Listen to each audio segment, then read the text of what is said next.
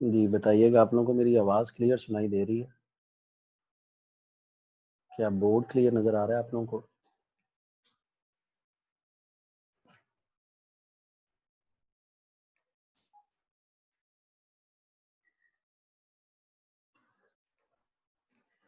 जी clear है।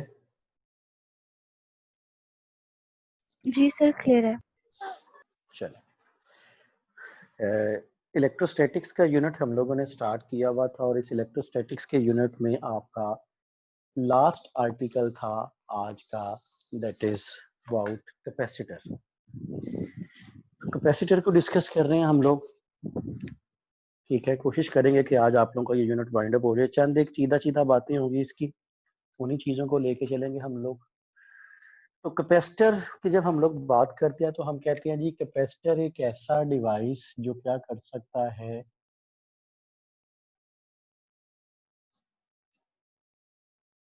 Stores charge, and number 2 stores electrical energy. यानी capacitor एक ऐसा डिवाइस जो क्या कर सकता है, चार्ज को स्टोर कर सकता है या इलेक्ट्रिकल एनर्जी को स्टोर कर सकता है। वैसे तो जब हम लोग बात करते हैं कैपेसिटर की तो नंबर ऑफ टाइप्स हैं इसकी, इसकी शेप की बेस पे, लेकिन यहाँ पे हम लोग सिर्फ डिस्कस करेंगे किसको, पैरेलल प्लेट कैपेसिटर को। जब हम लोग कैपेसिटर की प्लेट्स को डिस्कस करते हैं तो कुछ रिजल्ट्स एक्सपेरिमेंट की बेस पे हमारे सामने आए, और फर्ज करें ये कैपेसिटर की प्लेट्स हैं, पैरेलल प्लेट कैपेसिटर है।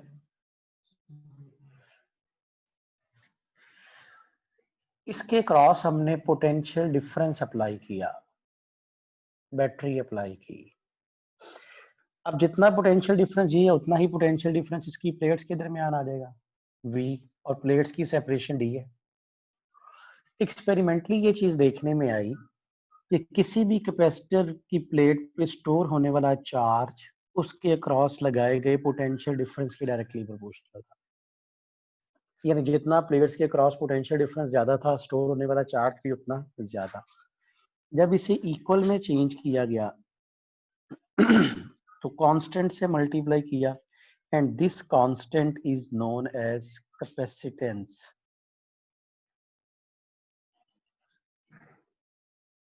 क्या बोलते हैं इसे, capacitance, that is C equals to Q over B। ठीक है, कैपेसिटेंस ऑफ कैपेसिटर।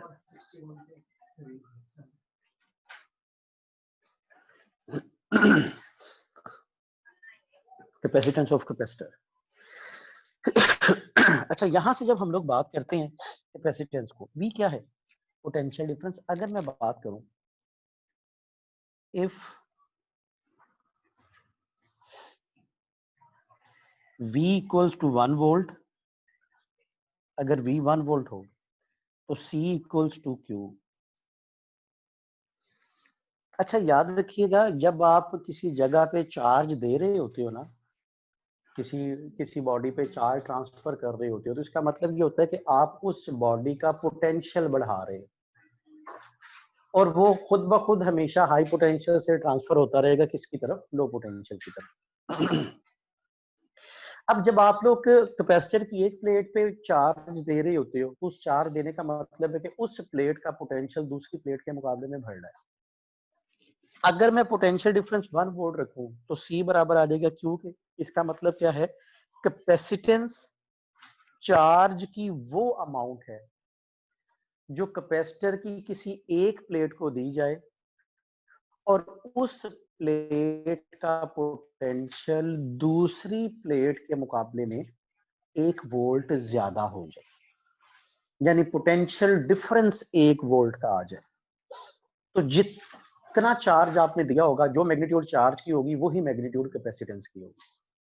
दोबारा सुनिएगा, मैंने डेफिनेशन को कैसे बताया कि कैपेसिटेंस चार्ज की वो अमाउंट है यानी कैपेसिटेंस की मैग्नीट्यूड चार्ज के बराबर होगी। कब?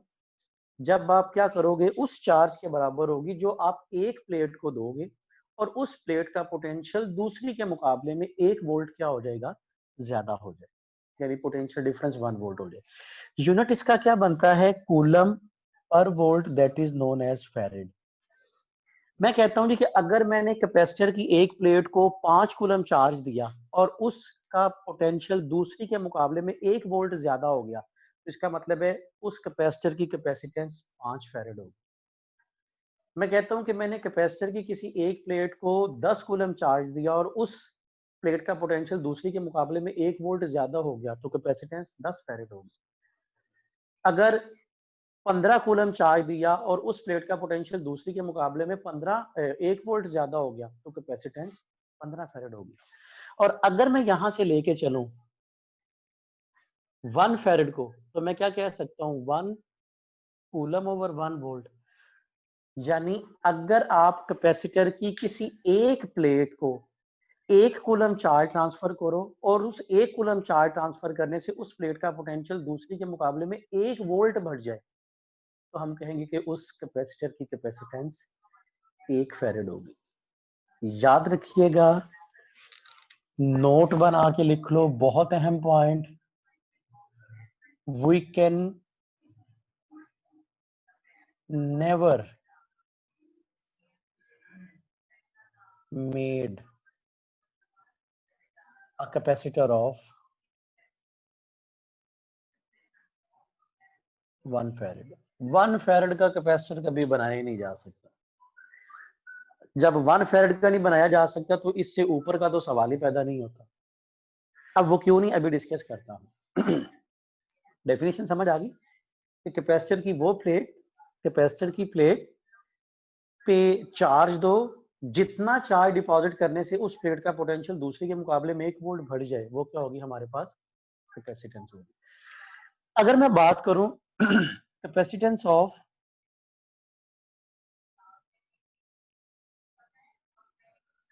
Parallel plates,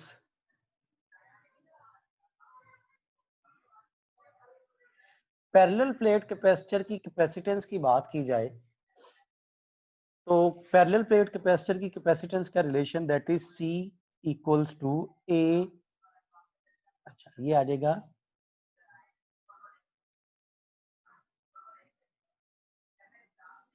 in the absence of dielectric,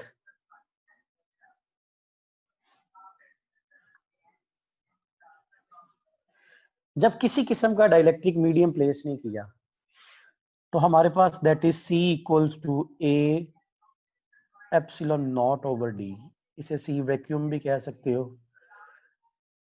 C vacuum कह दो, इसे सिर्फ C भी कह सकते हो, A epsilon naught over D। अब A क्या है, एरिया। इसका मतलब है ये डिपेंड किस किस पे करता है, the capacitance of capacitor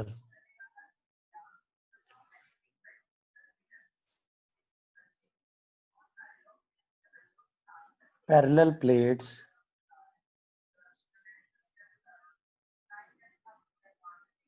capacitor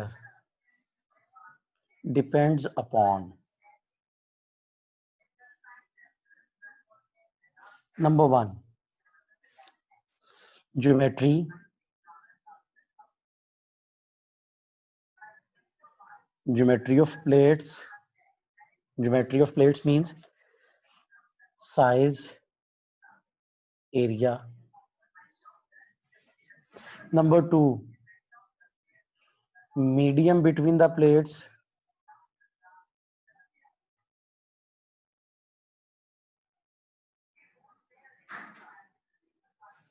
ठीक है, and number 3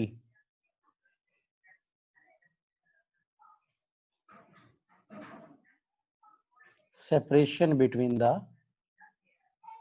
plates। In 3 parameters पे डिपेंड करती है, और ये डिपेंड किस किस पे नहीं करती।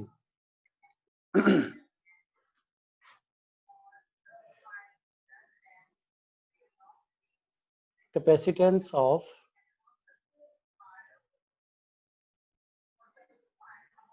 Parallel plates capacitor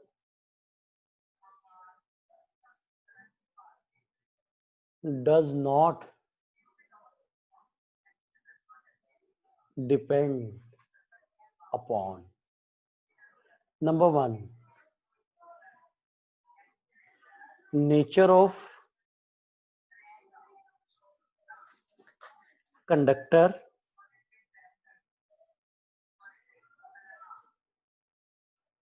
by which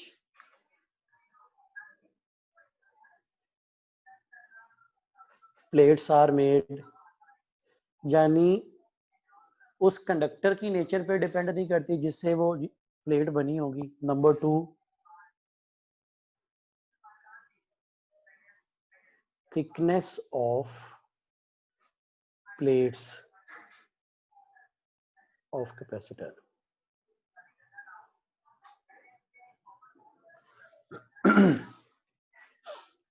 ठीक है जी, ये तो आ गया हमारे पास क्या। जब मैं बात करता हूं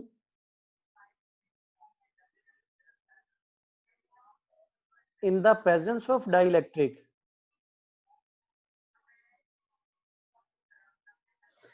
in the presence of dielectric के केस में क्या होता है, जैसे ही डाइलेक्ट्रिक मीडियम आप प्लेट्स के दरमियान रखते हो तो V इक्वल्स टू ED। अभी डिस्कस करेंगे क्या सिचुएशन होती है in the presence of dielectric. होता क्या है, C medium that is A epsilon medium over D, और आपको पता है एप्सिलॉन R जो होता है वो epsilon medium over epsilon not होता है, यानी epsilon medium epsilon not into epsilon R। तो फिर C मीडियम किसके बराबर आ जाएगा, A epsilon not epsilon R over D, यानी C मीडियम, इसकी जगह क्या आ जाएगा, C वैक्यूम, यानी एप्सिलॉन R क्या बन गया मेरे पास,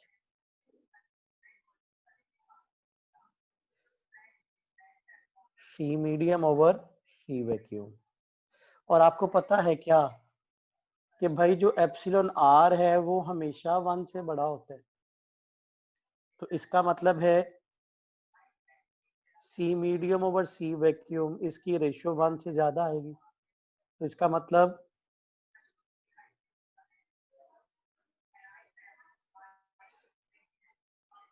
C मीडियम बड़ा होगा C वैक्यूम से।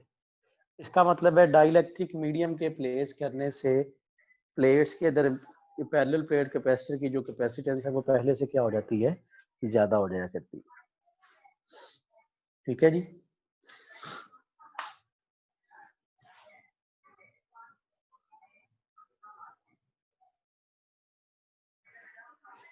यहाँ तक अगर कोई क्वेश्चन है तो पूछ सकती हो जी। सर ये जो आपने नोट लिखा है ये बता दें।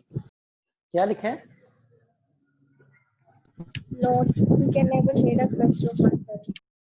आपका डिस्टॉर्शन बड़ी आ रही है, समझ नहीं आई क्या पूछा आपने। सर जी ये जो आपने नोट लिखा है वी कैन हाँ नेवर हाँ मेड हाँ, अ, ये बता दें। मैं बताता हूँ, आप लोग यहाँ तक, इसके अलावा कोई है वो मैं भी साफ करके तो सॉल्व करके बताता हूँ आपको।